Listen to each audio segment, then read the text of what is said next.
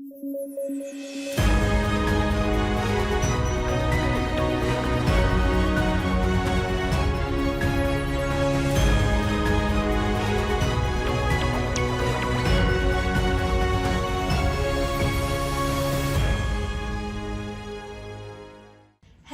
it's time for another edition of DBE TV News. You can watch this bulletin every week on the Department of Basic Education's YouTube channel and on OpenView channel 122. Welcome, I am Tsohohacho Moagi. In our top stories this week, the CEM zones in on school infrastructure during a two-day gathering. The Department of Basic Education pleased with the NSMP crisis in KZN being resolved. The Second Chance Matric Support Program examinations are underway. And Deputy Minister Dr. Regina Mhaule urges learners in the Eastern Cape to respect themselves and their teachers. The Council for Education Ministers have put school infrastructure in the spotlight. The minister invited all her MECs to Cape Town for a full-day session dedicated only to infrastructure. The workshop focused on work done throughout the country, but attendees also admitted that more needs to be done to ensure the dignity of learners and teachers is restored. Infrastructure has been a key priority for the Department of Basic Education for years. The department has found solutions to the inappropriate sanitation by appointing implementing agents to build appropriate sanitation facilities for learners and teachers. Director General Matanzima Mweli has assured the CEM that most projects are on track to be completed as previously stated by the end of this financial year.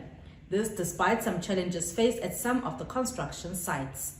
Minister Motshekga says progress is being made daily. But also from the experiences of some of the provinces that are doing well, what I also saw is just being deliberate to drive from the front. And that's what I want to appeal to my colleagues, the MECs. That the way you drive curriculum and everything else, drive infrastructure. Let's get this thing going, so drive it. And I keep on referring to the MEC of Western Cape and the MEC of Gauteng, not because other MECs don't do work. I've not engaged with them, so when I come to the provinces, I'll get to understand better. But I know that the MEC, every second week, in the morning, he tells me he meets his infrastructure team. Because there's a plan, they report in other things. He's got standing meetings with mayors in the different municipalities. So some of the difficulties that we didn't mention, it's also a relationship with local government. We submit plans to them. MEC Gauteng can tell you. We submit plans to municipality, they approve them. When we have to get certificate of occupation, they query what they had approved. Say, no, the gate is not supposed to be here, the gate was supposed to be here. And now you can't even have a certificate of occupation. And something you agreed with them. So we should be able to talk to them, work with them, and get them to assist us, because I'm sure everybody loves education, everybody will assist us. She added that partnerships are needed to assist the department with infrastructure matters. I think also through infrastructure, we can also help address some of the ills of our society.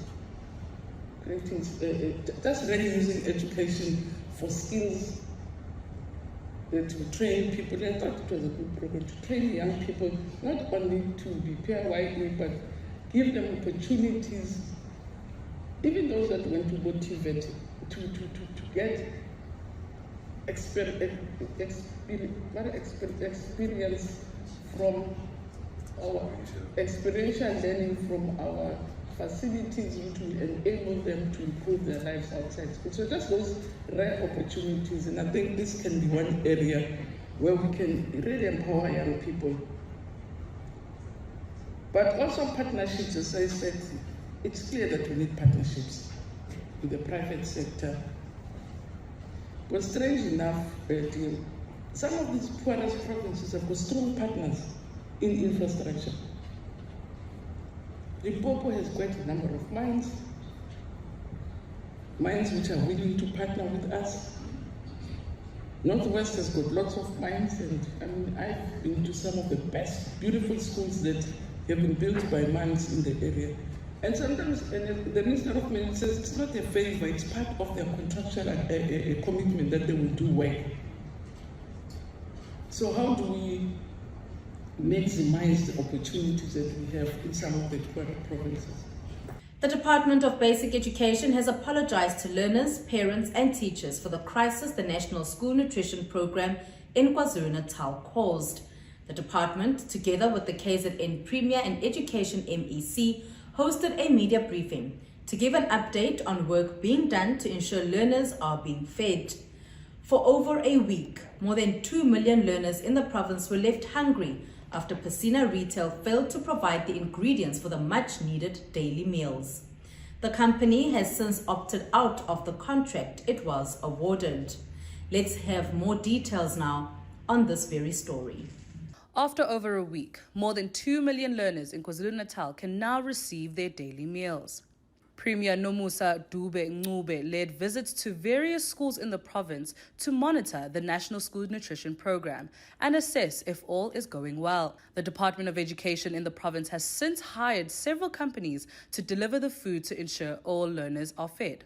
Minister Angie Motshekga, together with Director General Matanzima Mweli and MEC Mbali Fraser, held a joint media briefing to update on the latest progress regarding the program. We have been working with the province's national department and the Premier's office and other offices in the province to resolve the matter. And our main focus, as a starting point, was on the restoration of the feeding in the schools to continue to benefit from the program. We are fully aware that many of our learners, the food from the NSP is the only meal they might have in the day.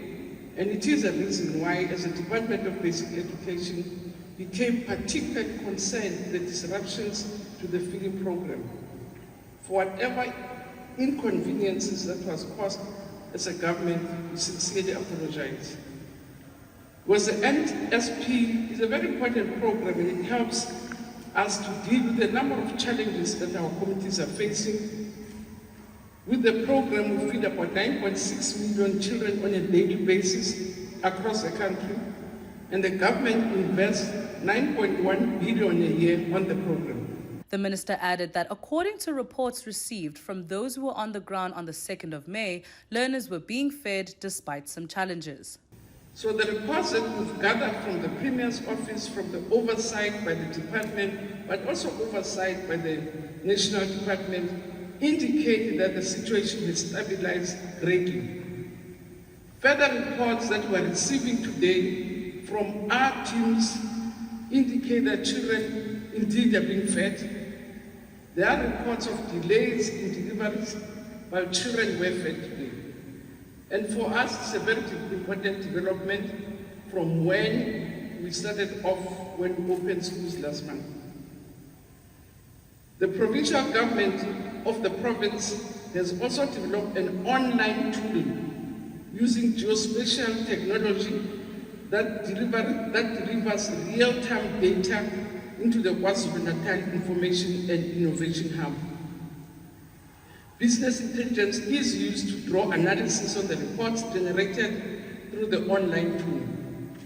This is a tool that is being used by the members of the Executive Council and government officials as part of monitoring and oversight process when they visit various schools to assess the implementation of the school feeding program.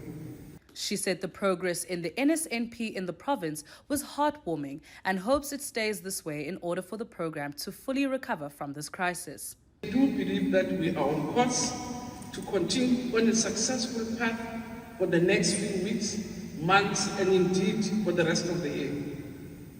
And we are committed to ensure that learners continue to learn while enjoying their meals on time, daily, and scheduled. With the work that we are doing, we will fully recover, and we are sure that we will. We are also encouraged by the active citizenry demonstrated by the community surrounding some of the schools we visited. We also want to commend the dedication shown by educators, by union leaders, last week I had the privilege of meeting all our national 5 teacher unions, also to make sure that they also support and give us the information that we require. We also had meetings with all school governing bodies represented nationally. And I'm told also the provincial level, the MEC has been meeting teacher unions, but also your local structures to provide us with information that will enable us to act promptly if there are challenges. And all committee structures have been requested to report any challenges in order to ensure that all schools are recovered. An operations center has been set up to manage all matters related to the current situation. The department would not speak to the issues about the contract with Pacino Retail, saying their lawyers are dealing with this. Yuliso Matonsi, DBE TV. When we return, we give you details about the Second Chance Matric Support Program examinations. Hey learners in grade R11, feeling stuck or confused? Have you lost learning time in the last while? Well, Tswelopele is back to help you catch up. Find resources on the DBE cloud to use and share. Watch support lessons on TV or on our YouTube channel, where you will find exciting lessons in key grade R to 9 subjects. And for grade 10 to 11, have fun learning in many different subjects. Join our community of learners and teachers, parents and caregivers on Facebook, where there are tips and advice for better learning.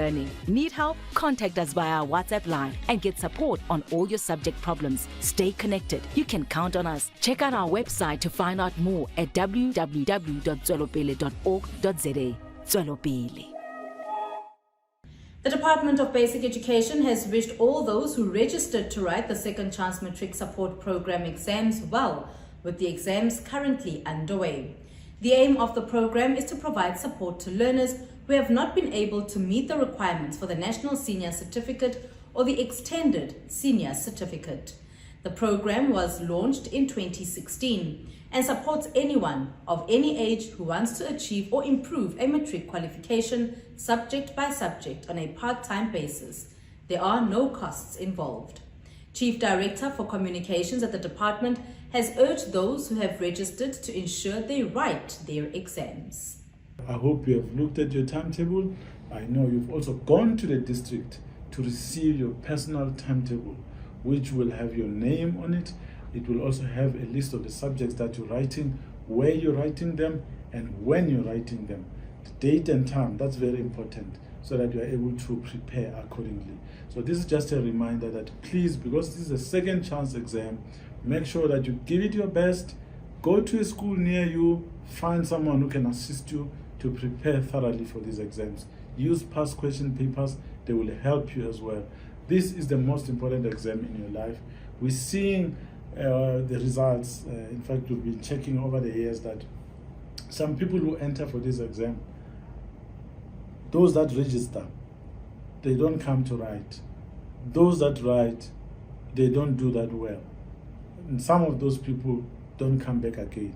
So I'm saying, please take this opportunity and use it. So what we have done in the department is that if you have registered to write for the May and June exam and you don't do well there, we can give you another opportunity to write in October, November, when the final end of year exam is written by the full-time candidates that are currently in class. So it is important that you register and actually go and write the exam, because it will give you a feel of how it is like. He went on to encourage the candidates to study hard in order to do well in these exams. So make it work, make it count, and please don't drop out, because we see a large number of people who register and don't come to write. So please make sure that you go through, you register. If you need help, please contact us. We're always available. It's called the Second Chance Matric Support Program. Support is the key word, because you need to make sure that you do everything that you can to pass this particular exam. Deputy Minister Dr. Regina Mhaule has urged the community of Idujwa in the Eastern Cape to fiercely look after the newly built J.S. Skanjana Senior Secondary School. The state-of-the-art school was officially opened and handed over to the Provincial Education Department by Mineral Resources and Energy Minister Gwede Mantashe. The school has, amongst other things, a total of 32 classrooms, a science building, a computer lab, and water tanks from boreholes. Dr. Mhaule thanked Sibanye Stillwater for funding the construction of the school as part of the company's social and labor plan. Siyazibongela ke thina kwi-Department of Mineral Resources and Energy, sizibongele kuSibanye Stillwater ukuthi nisakhele isikole sihle, state of the art. The school is so beautiful.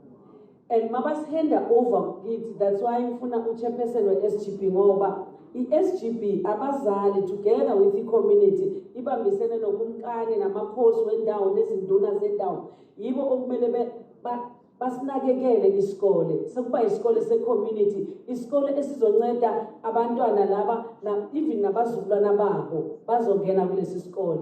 Ma ungabheka isikole engafunda kusona mina nengane yami ifunde khona nomzukulu wami ofunde khona okusho ukuthi nomzukulu wengane yami uzofunda khona. When we invest in a school, we are not investing for the current generation, but we are investing for the generation to come. So we must love our school, we must protect our schools and make sure that nobody must go and tamper ati ngibona iframe lami lasemnyango ngibone lapha esikoleni.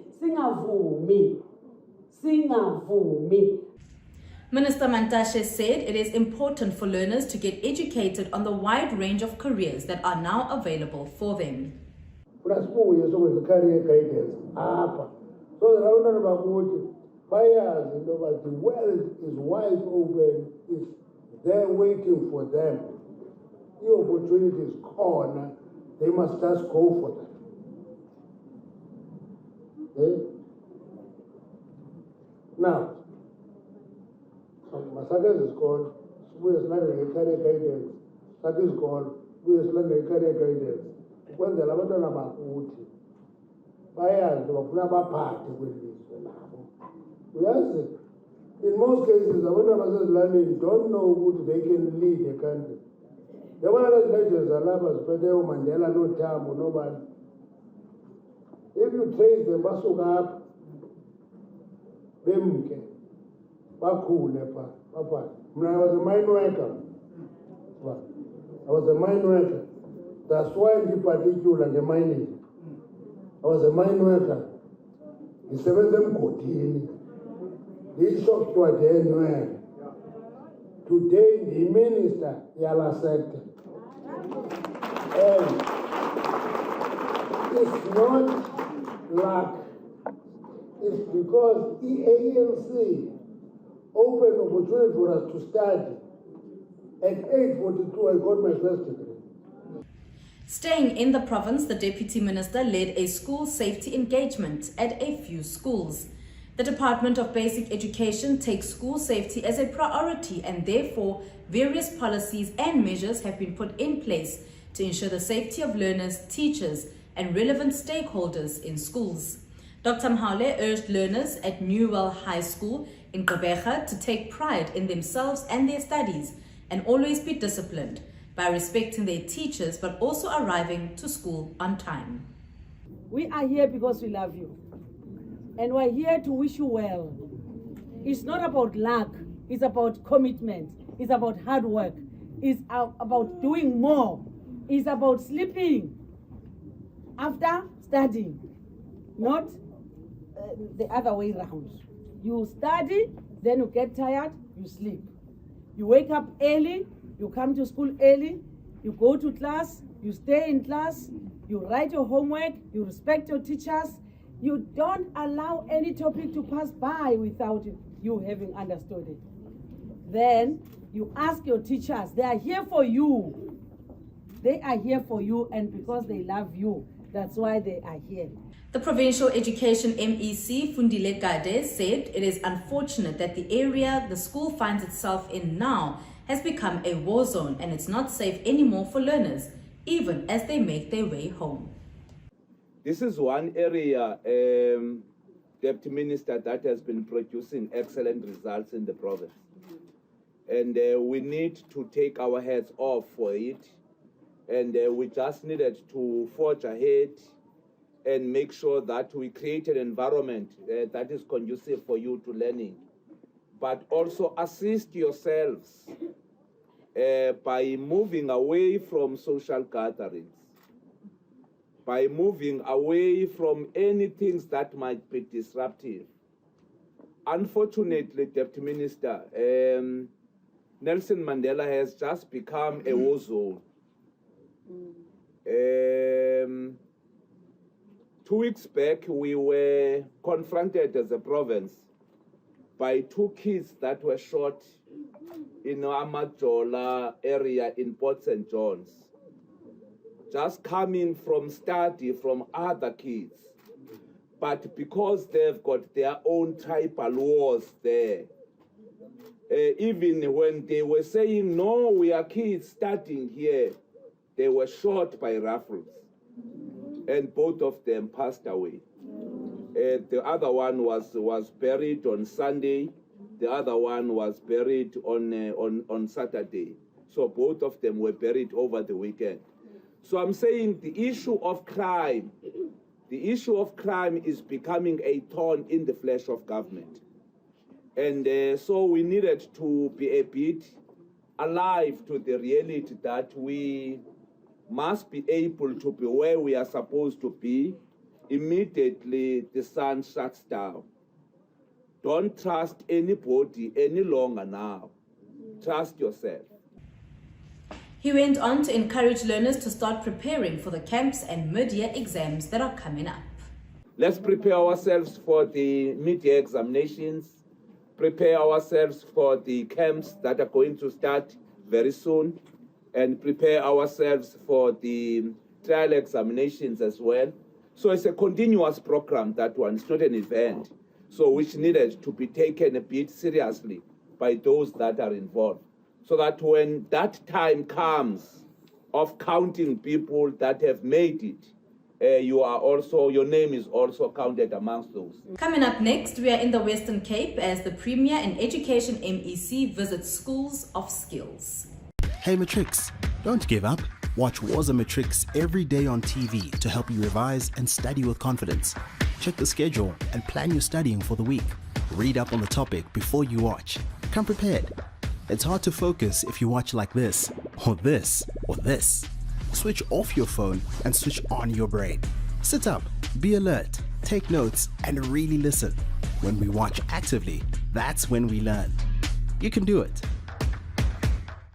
The Western Cape Education Department has emphasized the importance of schools of skills offered to learners in the province.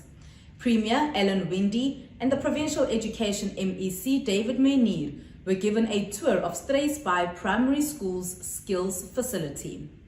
The facility, which opened in May last year, is one of 27 public schools in the province that offered a blended curriculum that focuses on skills development.